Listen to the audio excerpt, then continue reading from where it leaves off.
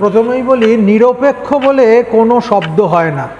নিরপেক্ষ টার্মটা একটা vague term, হয় সাদা নয় কালো, হয় ভালো নয় মন্দ, মাঝামাঝি কিছু হতে পারে না। দীর্ঘদিন ধর্ম নিরপেক্ষতার নামে আমরা যা করেছি সেটা হচ্ছে সংখ্যালঘু তোষণ। আমরা যেটা করেছি তার ফল আজকে আমরা ভোগ করছি। এটা থেকে যদি না বেরিয়ে আসতে পারি, তাহলে যে সরাসরি প্রত্যক্ষভাবে হিন্দুর নিধন শুরু হয়েছে, এটা থেকে হিন্দুকে বাঁচানো সম্ভবপর নয়। যখন দেখা যায় যে ট্রাউজার নামিয়ে সে খুঁজছে সন্ত্রাসী, যে একে মারা যাবে কি যাবে না, সেটা আসলে সে কি খুঁজছে? সে খুঁজছে ধর্মের পরিচয়। সে কোন ধর্মের মানুষ?